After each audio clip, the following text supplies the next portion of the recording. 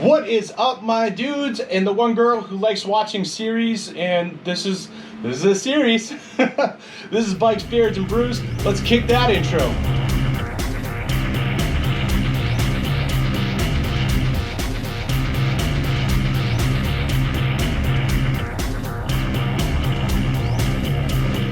Hey guys, welcome back to the channel. So if everything looks incredibly familiar, it's because I'm filming all these videos back to back.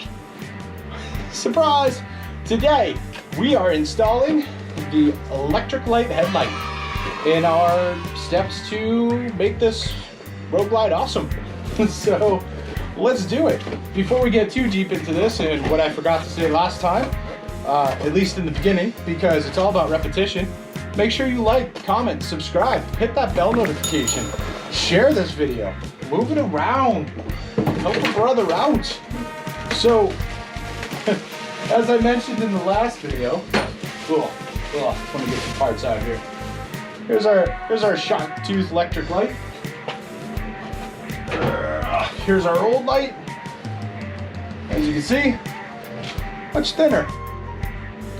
That'll be interesting, right? Don't want to break anything. We're going to leave the plastic on that for now. The cool thing about the electric light, and one of the reasons why I bought it, is it is supposed to be plug and play. A lot of the other similar shark tooth headlights that I saw, you had to depin, which is pull out all these wires and move the adapter over from your stock headlight to this electric light. I don't really like doing that because if this thing completely sucks, if it bombs, if I need to swap out my headlight real quick, I like to just drop it in and go. And I also don't want to risk loose connections or anything like that. I would rather trust the person who spends their entire day, night, evening, week, year, whatever, just pinning wires all day.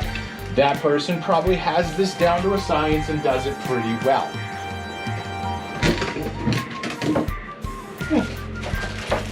Parts. So as I had mentioned before, this bad boy also has built-in directionals. So I'm assuming that that's this wire here. Ooh, that's fun. And it's meant to work with your current directionals. So as I also mentioned in the previous video, we're going to be replacing those directionals as well with like lower profile ones. We'll get into that in a little bit. Let's see. Not the best directions there. Whatever. So the directions basically say figure it out yourself. There's a lot of screws and stuff. So let's check this out. Let's see what we got. So again, because this one is not as thick as the old headlight, thick, because it's not as thick, it has these brackets here, which, don't want to drop anything, they bolt in right there. Just to kind of make up some room there. So let's do that. Let's get those in. Oh, those are tiny, man. All right.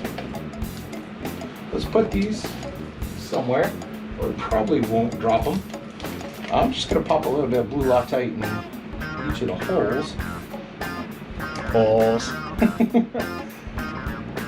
I would pop a little blue loctite in here because those things are very small and this is going to get kind of messy really no matter which way I do it, but this should make it a little neater, cleaner, easier.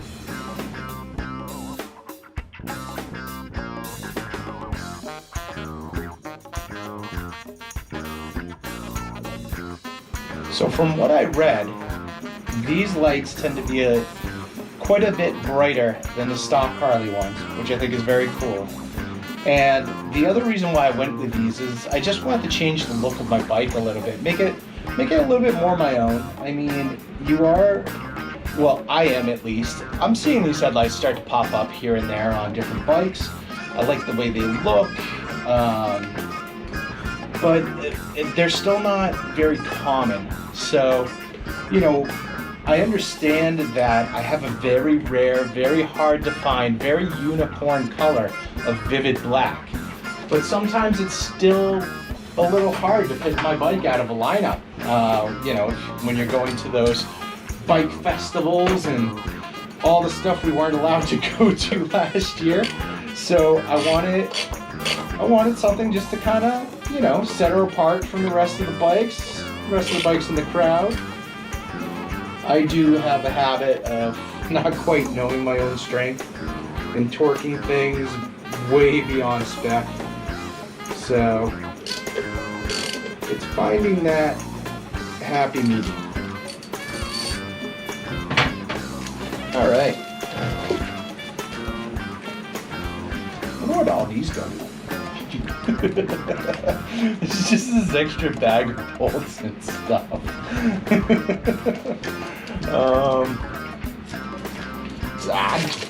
You know what? They might go to those little air dam cover things.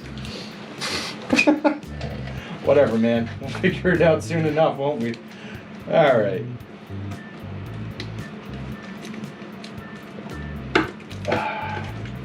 So for the most part, this really is just, it's a very plug and play sort of setup. So it's just making sure that, you know, you put everything back the way it was. You know what, while I'm here, I'm gonna throw a little electrical grease in here, just so we have a nice, really solid connection.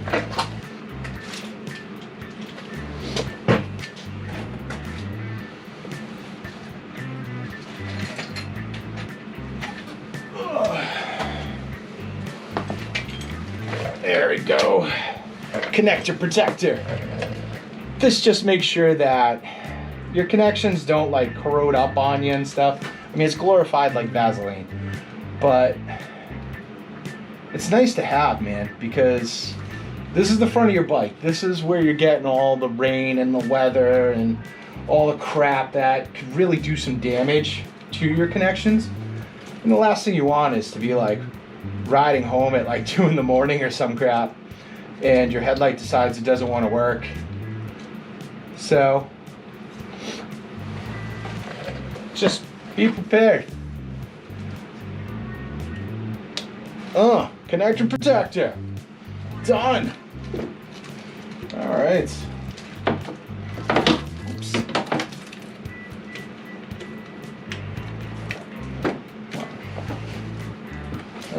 From the bolts.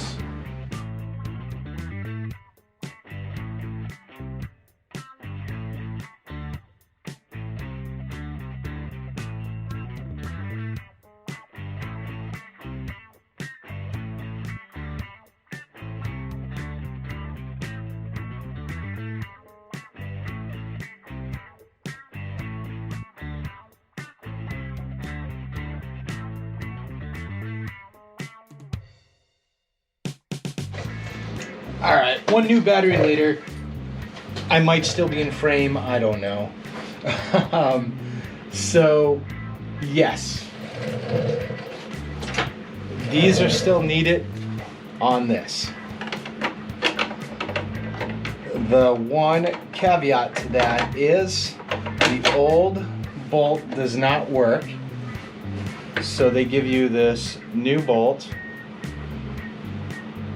a nut, and a locking washer.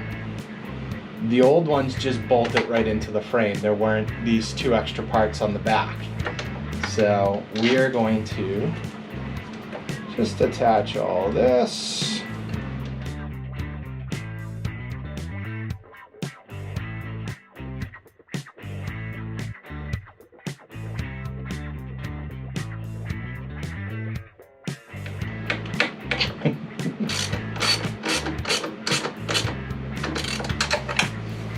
Seriously, don't look to me for advice on how to work on stuff. I'm gonna show you the worst ways to do it. All right. See if the headlight turns on. You know what? I open this garage door. I'm gonna put you outside where it's cold and the snow's dripping off the roof. Just ignore all that, and we'll look at this together. And then we'll see if we can get the directionals working. Sound good? Let's do it. All right, guys.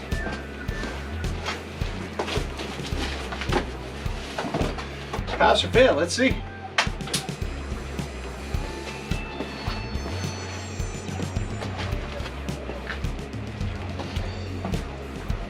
Low. That's high. Let's see if that looks on camera, man. All right, that's bright. Pretty sweet, right?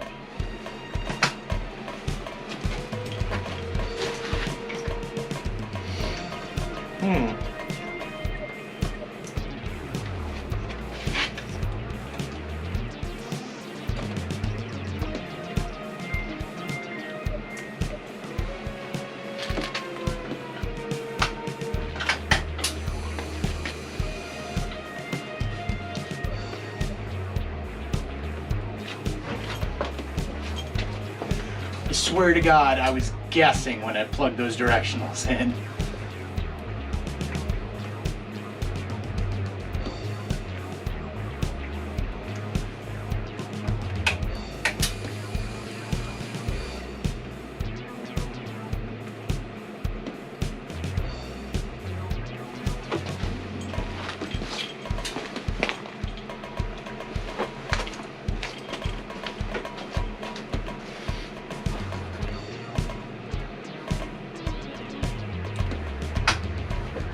Cool.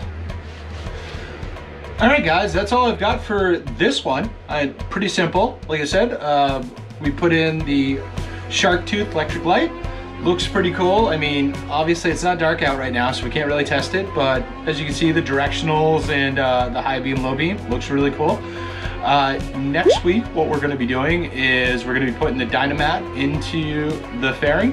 We're gonna be swapping out the directionals, and then we're gonna put all of this back together, and we're gonna take a look at it and see how everything looks. So definitely tune in for that one. Make sure you like, subscribe, hit that bell notification, share this with friends, share it with family, share it with angry Scottishmen that are trying to figure out why I own a Harley.